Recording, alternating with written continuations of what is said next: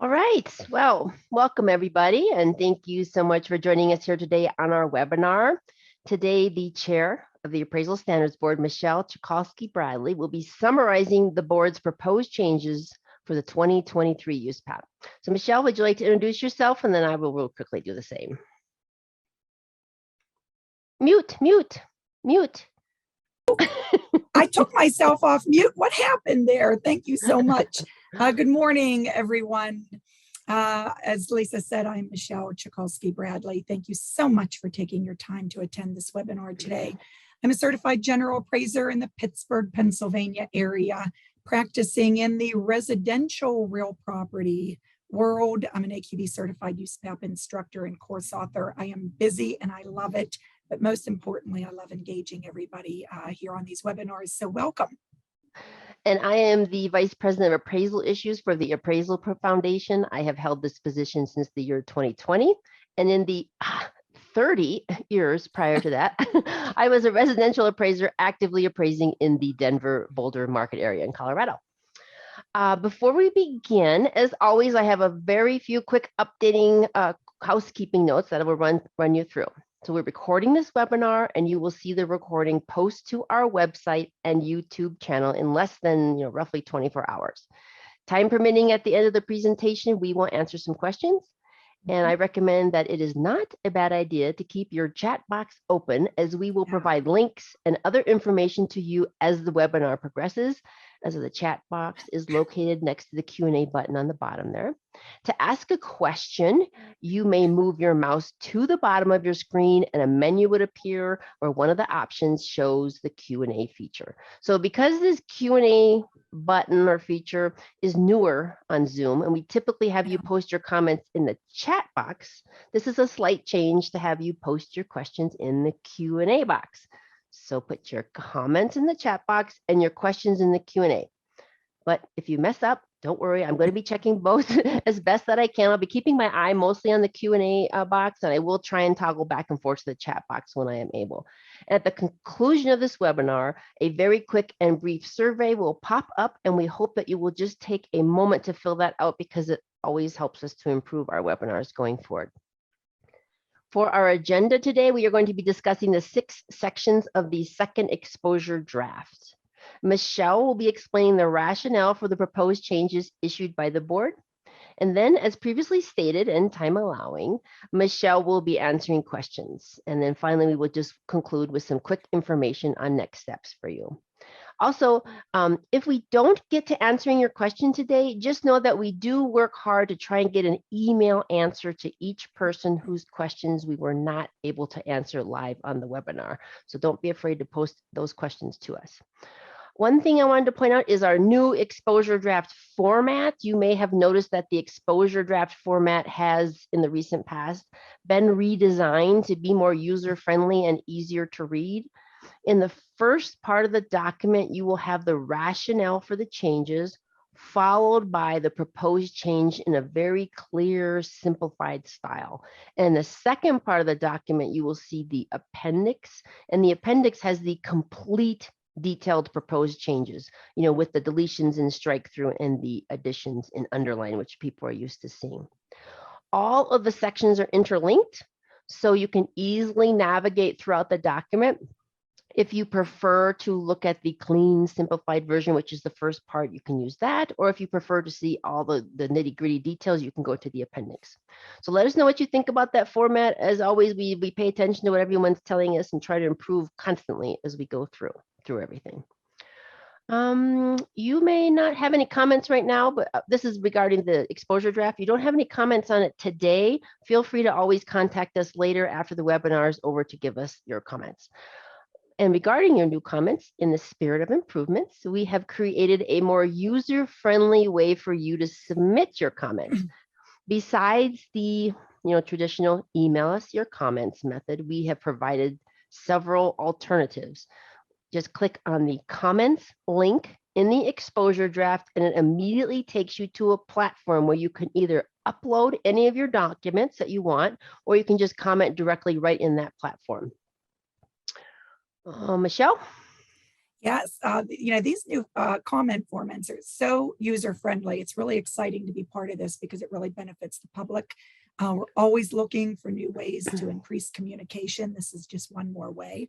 And speaking of increased communications, I just saw in the chat box that we have someone from Poland joining us.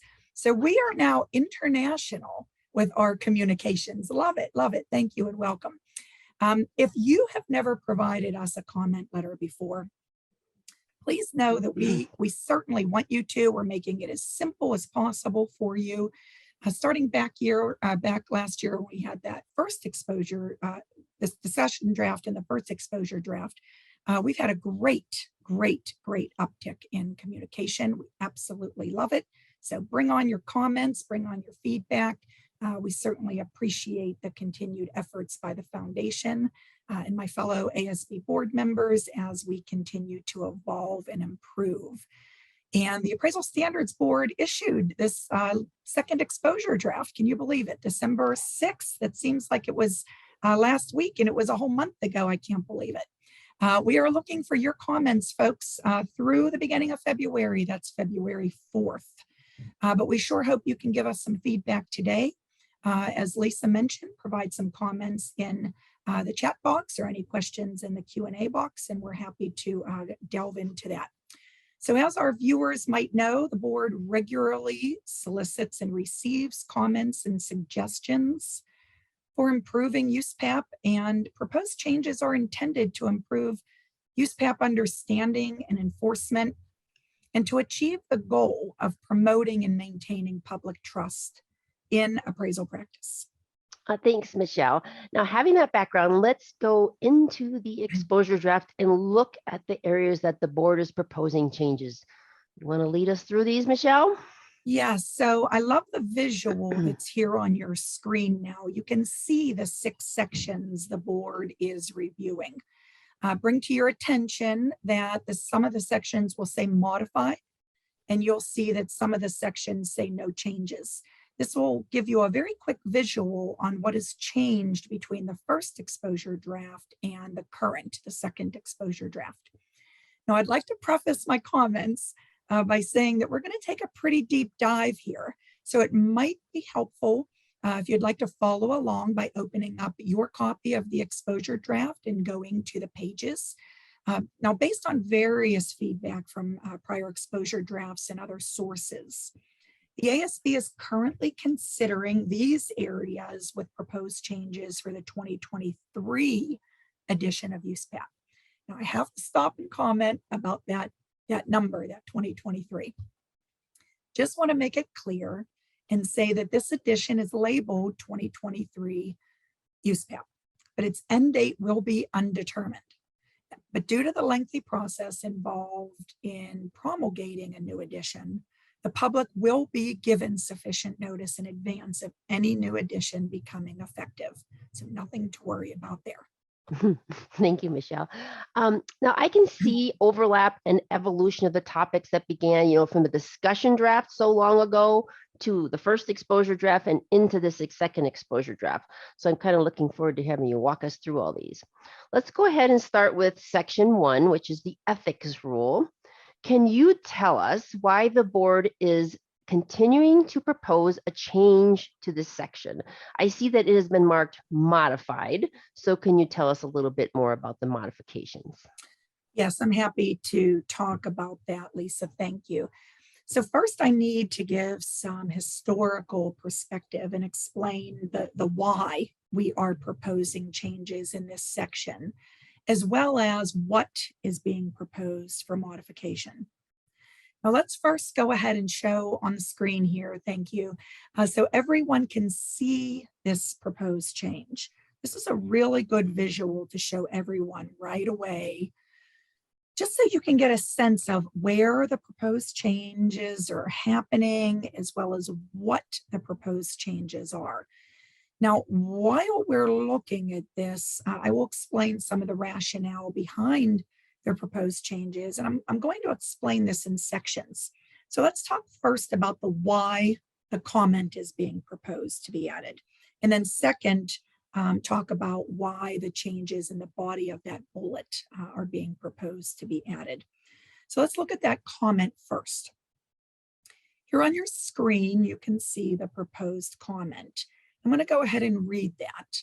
The comment would say, laws or regulations may preclude the use of certain specific information or supported conclusions related to protected groups. Now that footnote there refers back to the competency rule. Now the board is proposing to add this comment to the conduct section of the ethics rule. It's going to serve, if passed, as an interpretation related to the concept of unsupported conclusions. The comment is addressing the currently unmentioned, kind of opposite, yet very important concept of supported conclusions. Let me just reread that again to you. Laws or regulations may preclude the use of certain specific information or supported conclusions related to protected groups. Now, this comment is partially derived from a concept already addressed in Advisory Opinion 16. That's the advisory opinion titled Fair Housing Laws and Appraisal Report Content. Now, this AO addresses this topic by indicating that in some cases, even supported conclusions related to certain characteristics cannot be used because they are precluded by applicable law. So why are we talking about this? Well, as you know, there has been continued intense media focus on issues related to discrimination, fair housing, real property values. But let's be clear that the first prohibition in the ethics rule states an appraiser must not perform an assignment with bias. USPAP prohibits bias, period, prohibits bias. These conversations that we are having now in our society are very complex, involving many layers of social and economic matters, most of which go well beyond USPAP. Yet, because appraisal is one facet within the large topic of the mortgage lending process, the appraisal body of knowledge, and the appraisal process have become part of the dialogue. There have been discussions about appraisers' comparable sales selections. There have been questions about how appraisers support some of their conclusions. And as you know, the ASB does not own or control the general appraisal body of knowledge, and therefore cannot establish or amend practices related to appropriate selection of data in any valuation assignment. And this really goes back to the fact that USPAP does not get into methodology. USPAP does not tell you how to perform an assignment. However, the conduct section of the ethics rule clearly indicates an appraiser must not perform an assignment with bias. And more and further, the conduct section of the ethics rule goes on to state the second bullet point that's on your screen. And I'm going to read this just in part.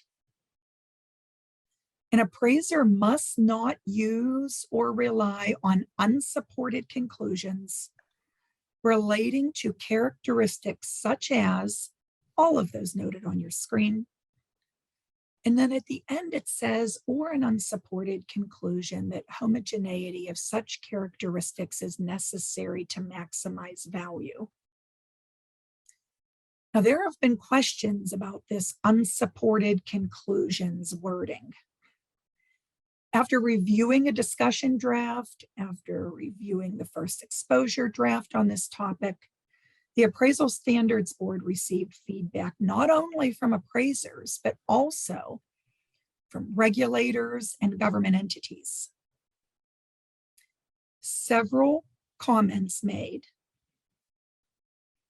the point that the above sentence contains a reference to unsupported opinions and conclusions, which might be interpreted by some to imply that a supported opinion or conclusion based on these characteristics of people may be acceptable.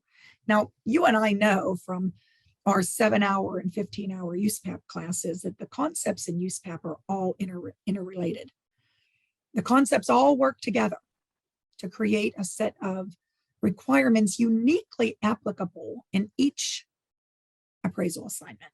Now, having said that, let's look at a few examples where a supported conclusion related to a protected group or groups may be appropriate. And this is in very limited and very specific situations, and most specifically in situations where fair housing laws are not applicable. Here on your screen, we can look at a few of these together. Residences located in communities with deed restrictions related to age. Now, an example of this would be residences where at least one property owner is required to be a minimum of 55 years of age.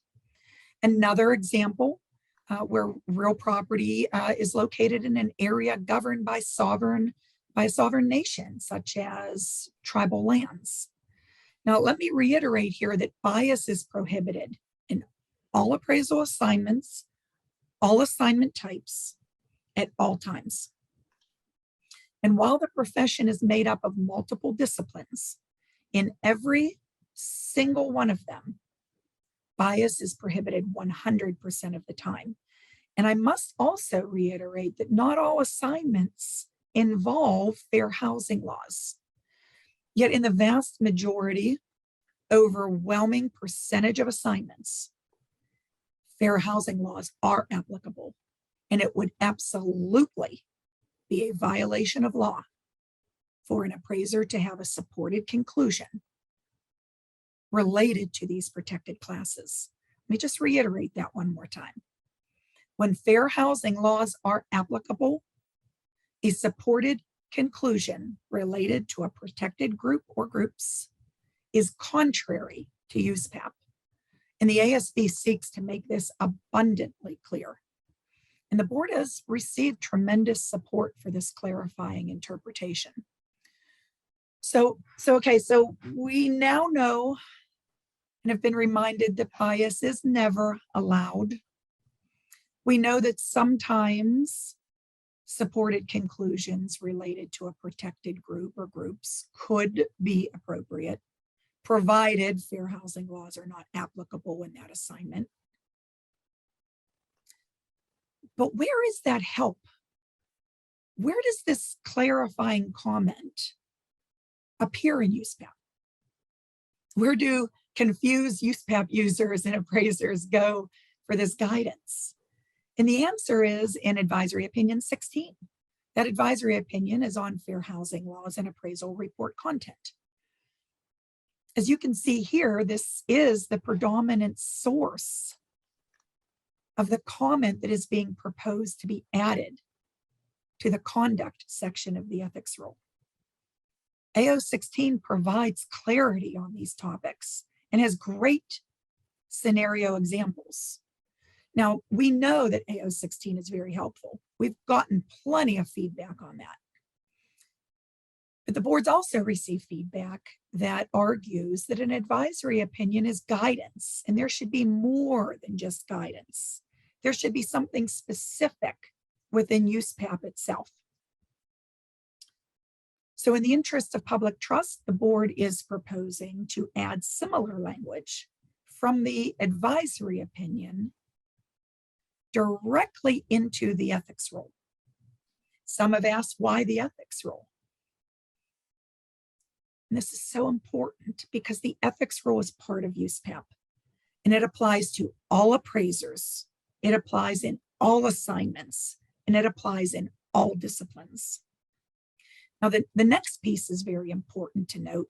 Supported conclusions must never be illegally discriminatory.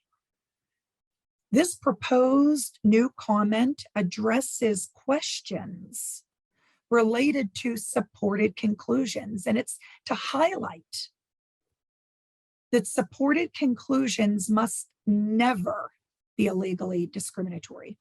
It also addresses a few points related to supported conclusions based on the noted characteristics.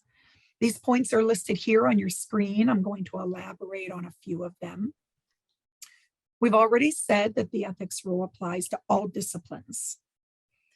The laws that are applicable to each appraisal or appraisal review vary greatly by assignment, and fair housing laws do not apply in all appraisal assignments and thus are not applicable in certain situations. There are exemptions within fair housing laws. There are also exemptions to fair housing laws. And there are also instances where fair housing laws are not applicable at all. For example, the Housing for Older Persons Act of 1995, that is an exemption to fair housing laws. Now, in virtually all instances for residential real property appraisal assignments, supported conclusions based on the characteristics of protected groups, such as those that we've listed in the ethics rule, violate state or federal laws regarding discrimination. Supported conclusions related to the characteristics of protected groups may not violate any laws in other instances and may actually be necessary for credible assignment results. I'm going to give you one example. If a business appraisal is being completed on a business that makes products for one specific ethnic group, the business appraiser would likely need to use supported conclusions based on the characteristics of that group served by that specific business. So now let's look at the full proposed change now here on your screen. You can see the proposed changes to the bullet and the new comment. I also want to point out that the word disability is an administrative edit, replacing the word handicap. You can see on your screen the evolution from the first exposure draft to the second exposure draft, with the addition of sex, sexual orientation, and gender identity, and the rephrasing of the comment.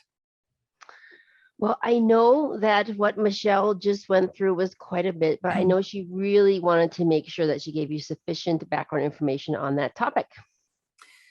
Yes, and to our audience in attendance today, we sure do want to hear from you. We want you engaged on this topic. We don't just want to hear from you, we need to hear from you. Feedback is always encouraged, so please include in the chat box your thoughts. We have this question for you here. What additional guidance might you think is necessary to explain and clarify this proposed change? This is something that we want and need to hear from you. What additional guidance might you think is necessary? Now, when you type in the chat box, again, and you can put something in the chat box, or you can put a question in the question box. This will all be taken back to the board. We review every comment that comes in, and we're going to review every comment in this webinar that comes in. This is a great way for each of you to be very interactive. Thank you, Michelle. I know that since you started this process of asking the attendees to provide their comments, that our chat box just starts going like crazy. So we have proceeded with continuing to do this, and I start to see people are already putting information in there for you. So thank you, everybody, for commenting, and keep doing it, or you can keep this question, send us an email later. Again, we're very open to hearing from everybody anytime about any topic, but especially right now, Michelle would like to hear from you on these questions. So I think we are ready to move into disclosing, into the section about disclosing type and extent of an inspection in the scope of work reporting. Michelle, what do you want to tell us about this? Oh, thanks for that entry slide. So before we go into this issue, stakeholder concerns and proposed solution, I want to get your eyes on this.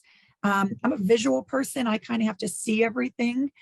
So in addition to everybody listening in, I wanted to get some visual slides up there for you. So put your eyes on that. This is the way the proposed change would look, and we can break this down. Here it is on your screen. You can see the underlined language in the comment. This is an example in the reporting standard we're giving you in standard 2. I'm going to read through that together. When one or more inspections of the property that is the subject of the report were performed as part of the scope of work, summarize the type and extent of the inspections. So now that you've seen that proposed change, let me talk a little bit about the content there. This section deals with the issue of inspection, and we addressed this in the first exposure draft. And to kind of set the foundation before I explain the proposed change, I want to stop for just a moment. It's important to kind of bring to light some long-standing facts of USPAP. This is your little USPAP history lesson right now. First, it is the appraiser who decides when to perform an inspection or not as part of the scope of work. Now, let's have some interactivity right now. Out of curiosity, how many of you heard that before? Just pop a comment in the chat box out of my own curiosity. How many of you have heard that before? I've heard from some who believe it's the client who makes this decision, whether the appraiser makes an inspection of the property as part of the scope of work. But folks, it's actually the appraiser who is responsible for that decision, for that scope of work decision. Pop something in the chat box for me. Secondly, USPAP does not require a property to be inspected, but does establish minimum appraisal and appraisal review reporting requirements. And last, USPAP does require that the appraiser states whether they did or did not perform a personal inspection of the property. And the report must disclose sufficient information for the client and other intended users to understand that report properly. Is this new to you? Drop me a note in the chat box about that too. Quick summary. It's the appraiser who decides whether or not to perform an inspection as part of the scope of work. USPAP does not require a property to be inspected, but does establish minimum appraisal and appraisal review reporting requirements. And USPAP does require that the appraiser states whether they did or did not perform a personal inspection of that subject property. There is some misunderstanding that this is a new requirement.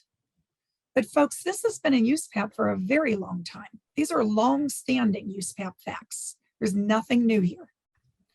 So now that we have these truths, USPAP truths, so to say, and keep those chat messages coming in. I see several dozen in there. Let's talk about some of the stakeholder concerns.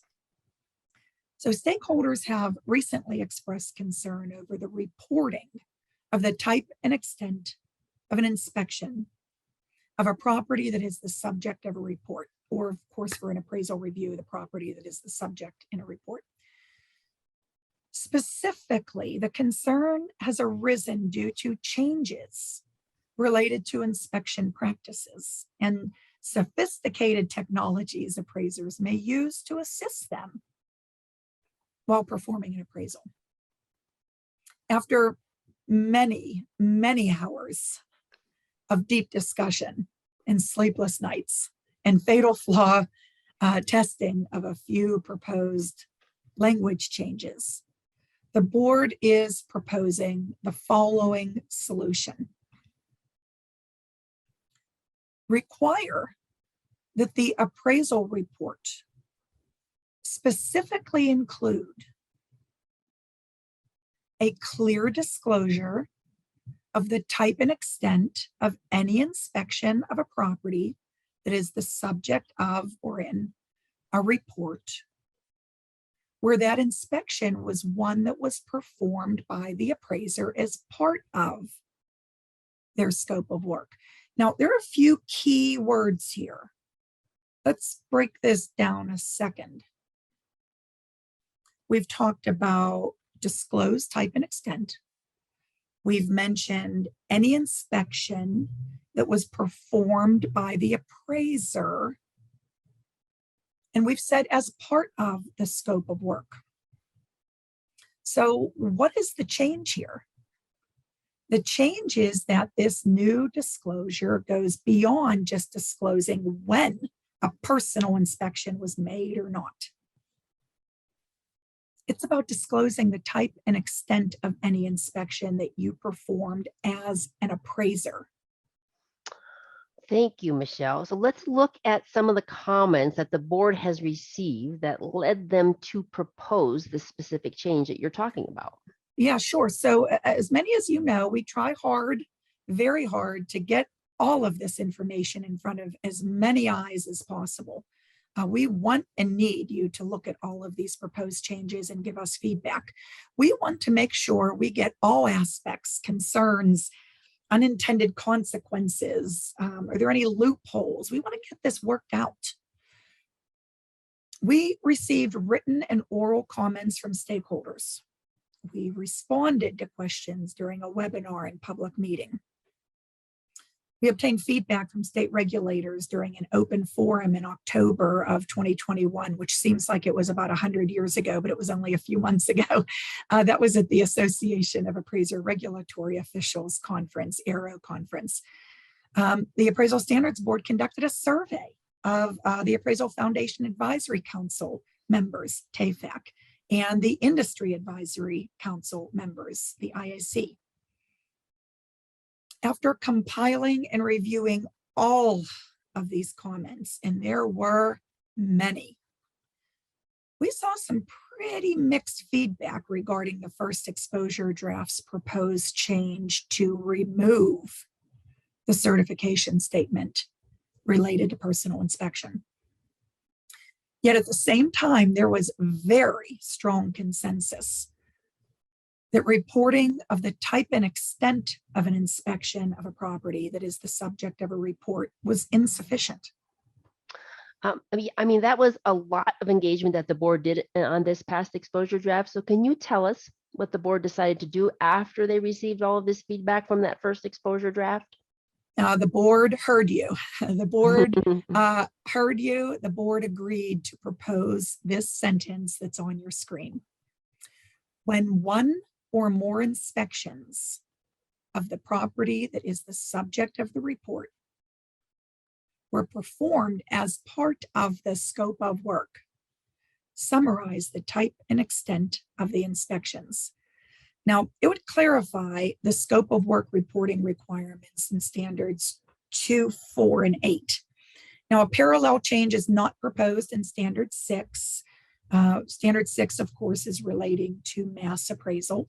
The reporting standard in mass appraisal just has so many nuanced reporting differences that need to just remain as such. Mass appraisal is appraising a universe of properties, and the concept of inspection is fulfilled in a different way than an appraisal for an individual subject property.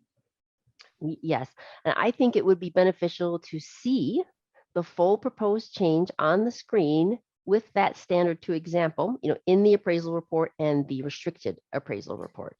Great. So here it is on your screen, and you can see the differences in the language in an appraisal report, that's the one on top, and the restricted appraisal report, the one on the bottom. Okay, who's going to be quick enough to type into the chat box what the difference is?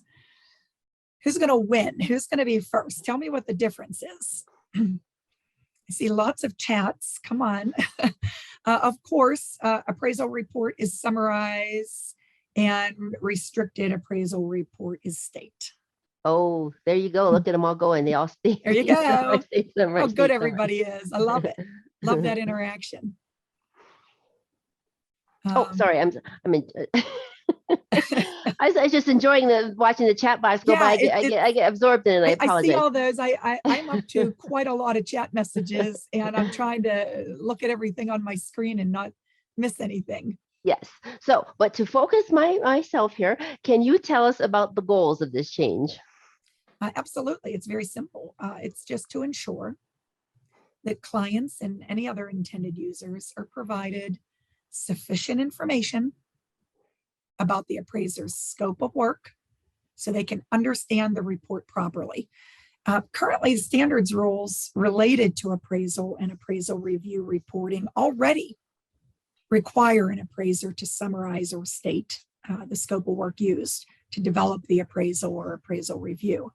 And regarding property inspections, until recent advancements in technology that blow my mind, the meaning of "I have made a personal inspection," well, it was sufficient to understand the inspection. But now, in today's world, with changes in technology, clients and even appraisers themselves have indicated the "I have" or "have not" statement, it's just not enough anymore. It's just not enough information. And the proposed requirements to state or summarize the extent, the type and extent of inspection, it's intended to indicate the level of inspection that the appraiser determined was necessary for credible assignment results. So, for example, the appraiser may report that the type of inspection was a visual observation and the extent was from the street. This type of explanation can help clients understand that there are different levels of personal inspection. In contrast, the scope of work for other assignments may require a complete visual observation of the interior, exterior, maybe of the attic of a crawl space, if it's a residential real property world example. Thank you. So now to our last point, and you're going to be thrilled to know, Michelle, that one of our USPAP instructors already made this point in the chat box. So she's a little ahead of you, but you can tell everybody else. To whom does this new sentence apply? I can't wait to get in and dive in and read all this. That's a great question, very intuitive.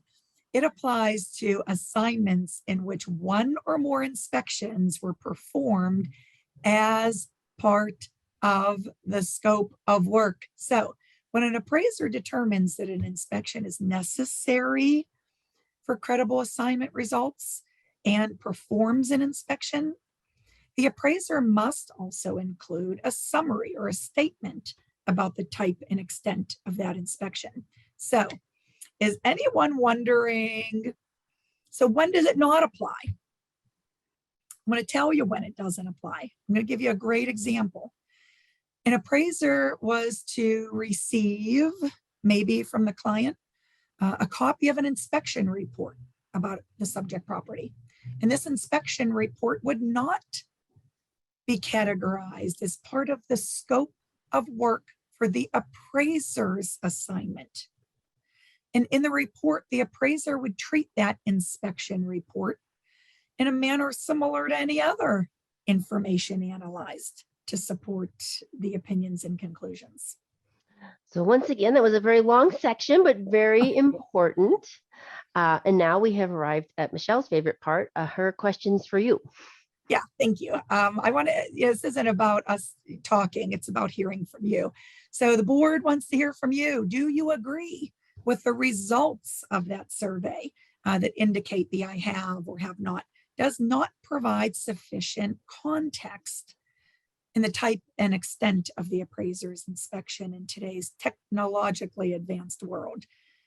Just some of the technology that I see coming out, you have to watch every day, every week, every month, because if you let a month or two go by, you're going to very quickly get behind this technological world. So tell us, do you agree with the results of this survey that indicate "I have" or "have not"? It just doesn't provide sufficient context to understanding what the appraiser's inspection was in today's world. Keep those chat messages coming in because we will review them and they will all go back to the board. Lisa. Yeah, so far I see that they're going so fast I can hardly read them, but the vast majority, almost every single one is saying they agree using their own words, of course, but that's good to hear. Okay, moving right along into section 3. This is transfers and sales. Note that there are no changes to this section from the first exposure draft to the second exposure draft. Right. So remember when we started this webinar, you saw that overview of the 6 topics that are kind of on the table with proposed modifications. And I said some of them say modified and some of them say no changes. This is one of those sections that say no changes. And stakeholder feedback was very positive about this. The board agreed to continue to propose this change. I'm going to summarize this.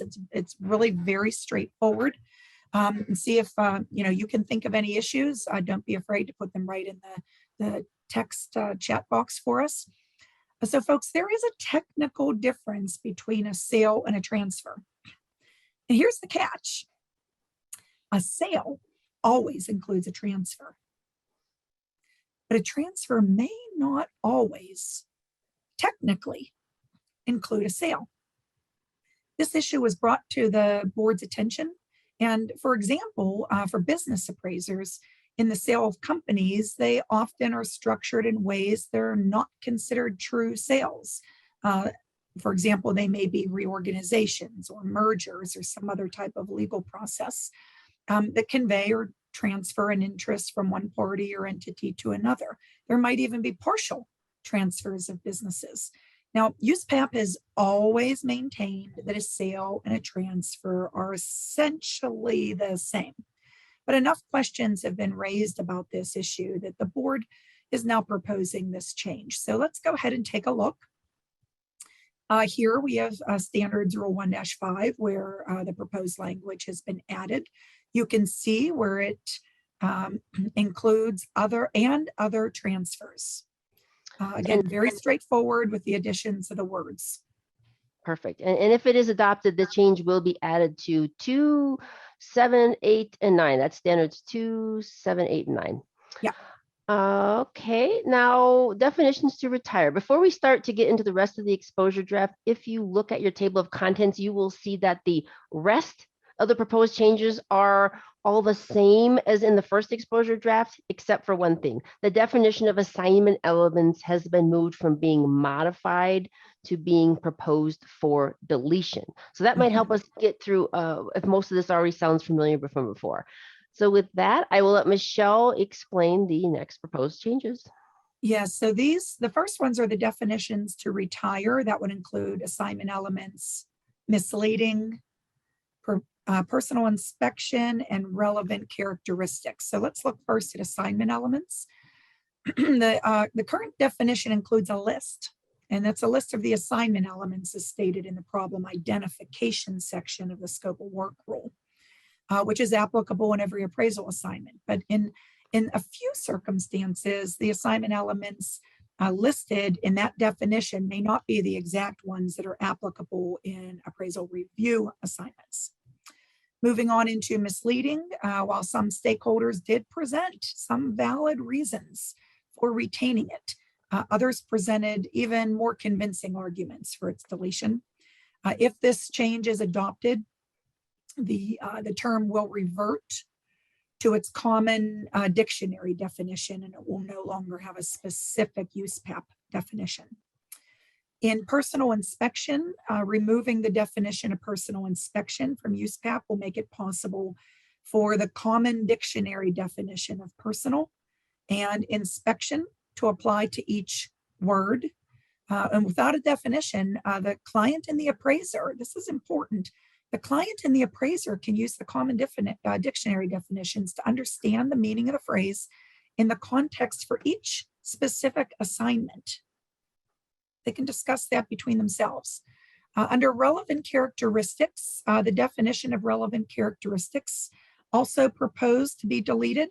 And this is simply to avoid drawing a distinction between the phrase relevant characteristics and these two similar phrases I'll read. Property characteristics relevant to the assignment and characteristics of the property that are relevant to the type and definition of value. Now, those two phrases that I just read that are there, they have the identical meanings as relevant characteristics. And by having a definition of relevant characteristics in the publication, it implies that there's a distinction when no distinction exists. There's no difference that exists. That's a really good way to look at the issue. And I hope that everyone thinks through all of this when they're looking to make their comments back to the ASB. We're now going to move on kind of quickly here into definitions that the ASB is proposing to modify, including appraiser and workfile. Michelle, it's yours. Yes, so definition of appraiser. So prior to the removal of this comment for the 2020-2021 edition, that comment had existed in the definition since the year 2000. It was removed in this current edition just in an effort to reformat some of the definitions. Note that its removal had been exposed to the public multiple times, no notable objections, but stakeholders subsequently recognized that in practice that comment provided some context, some important information. So it's being proposed to be reinstated exactly as it appeared in prior editions. The ASB did agree with the feedback from the stakeholders and is proposing to reinstate it, again, exactly as it appeared in prior editions. There are no changes to that comment. So on to the definition of workfile. Go back to the preamble, and it states that the appraiser must maintain the data, information, and analysis necessary to support his or her opinions for appraisal or appraisal review assignments. So the main purpose of that workfile is to contain the documentation necessary to support the appraiser's opinions and conclusions. However, the workfile can also have other purposes. For example, an appraiser can choose to retain additional materials that go beyond showing compliance. For example, materials used to answer questions or document correspondence with a client or provide some type of background information on a business contract. So to reflect what the ASB intends for the workfile to contain and not just restrict it to just materials specifically intended to show compliance with USPAP, the ASB proposes the following definition as it appears on your screen. Great. And we will now move into section 6, minor edits, this last section of the exposure draft. So thank you, Michelle, for taking us through all these changes. Let's go through this last section real quick. Sure, you're very welcome. In this last section, the proposed changes are minor in comparison to everything else, but they're still nonetheless very important. So folks, I do appreciate you watching and sticking with us all the way to the very end.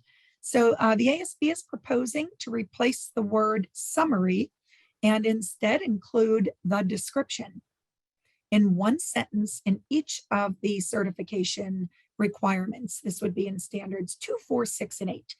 It's shown right there on your screen. This is, again, eliminating a summary and including the description. So depending on what report option is used, the appraiser is required to, at a minimum, either state or summarize the existence of the assistance. To be certain both options are encapsulated in the requirement, the ASB is proposing to replace the word summary with the word description, just so there's no confusion. This next is another quick explanation. Standard 6 addresses how an appraiser should report the results of a mass appraisal. The ASB has always held that Standard 6 does not include an option for an oral report. However, that's not directly stated. So because some stakeholders have inquired about this recently, the ASB proposes the current addition to the opening line of Standard 6, just so this is abundantly clear. Here it is on your screen. This change would simply insert the words, quote, in writing and. You can see that right on your screen. Our last proposed minor change is in the section shown on your screen now, and this is in Standards Rule 8-2. The board proposes adding words to a requirement in 8-2B so that it is consistent with the exact wording in 8-2A. This proposed change has already been exposed previously for adoption. There have been no notable objections. It is not a concept change. It's not an added requirement.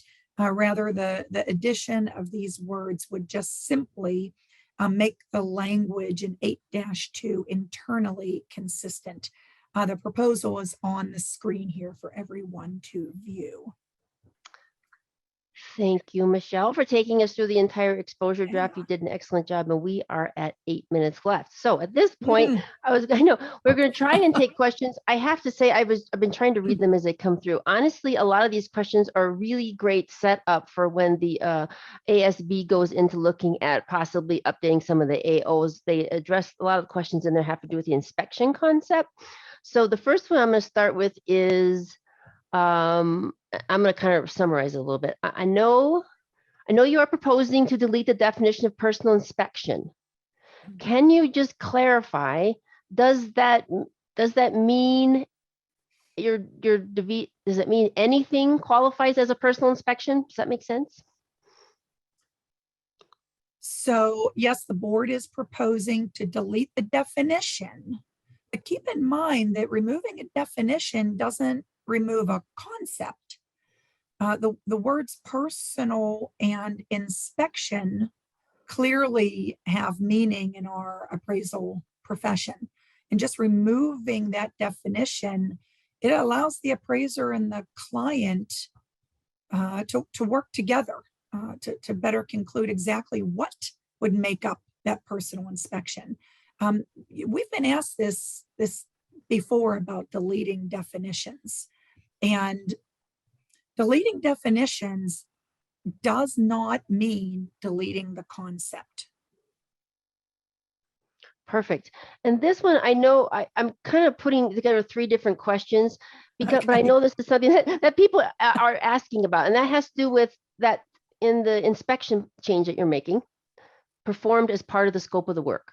Who performs the scope of work? That's a great question. We're back to our 3 truths of USPAP. So who is ultimately responsible for determining the appropriate scope of work in the appraisal assignment? It is the appraiser. It is the appraiser who makes the decision. Now, we've gotten this question. Sometimes appraisers have said, well, the client's the one that tells me to make the inspection.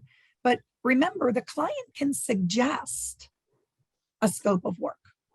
The client can suggest that, but it's always incumbent on the appraiser to make the determination if that scope of work is appropriate for credible assignment results. That's perfect. I'm just going to add on for all of you USPAP geeks out there, Michelle would tell you this too. Scope of work rule, lines 342 through 346, where it says an appraiser must determine and perform the scope of work. So it is the appraiser who performs the scope. I know that's really important. I know you wanted to get that was a much more succinct way of answering it than well, you know, I have the benefit of being able to look this up while you're talking. You have to go on the fly. So we only have a couple more minutes here. I'm just going to take one more question, then we're probably going to wrap it up for the day, but do make sure and put your questions in the box here. We will get back to you, and know that the questions that we receive form the basis of what the ASB puts out in the form of guidance. So any question you ask is very important to them. All right, here we go. You are proposing to delete the definition of misleading, but personally, it's a topic I would like to understand. Why couldn't the ASB just change the definition instead? Oh, we looked at that. The ASB spent many a sleepless night. The ASB heard you, folks. The ASB listened to everything you had to say about that. The board did look at modifying the definition. Considerable time and effort in studying the feedback received about the current definition. The board does not look at this as the end of this topic if this definition gets deleted. The board does look to writing additional guidance, perhaps in the form of an advisory opinion. The important thing is the board wants to look into the possibility of what it means within the context of USPAP to be misleading within the context of USPAP. That's what's important. Okay.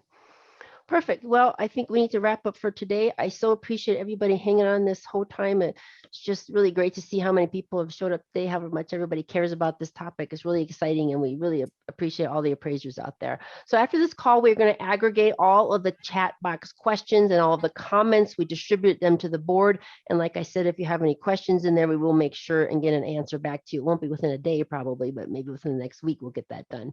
So what do you think? Do you have any answers, any comments for us? We encourage you to comment in writing to the board before February 4th. So please click on the link in the chat box to submit your comments to the ASB, or you can always email us at asb@appraisalfoundation.org. The board also will accept verbal comments on its virtual public meeting that will occur on February 17th at 1 p.m. Eastern time. You should see a registration link in the chat box, and you can always check out the foundation's events page and register for any upcoming meetings or webinars there. So thank you. Michelle, any last words before we sign off here today? Yeah, I do actually. Thank you. I have one last thing, folks. We love it when you agree with the proposals, but we also love it when you disagree. We want to hear from you, and don't be afraid to provide comments. Perfect. Well, please make sure and fill out the very quick and brief survey that will pop up as we end this webinar. This will allow us to focus specifically on issues for you all, and we encourage you to always reach out to us with any questions. That's our job, to answer questions. So thank you all for being here, and we hope to hear from you.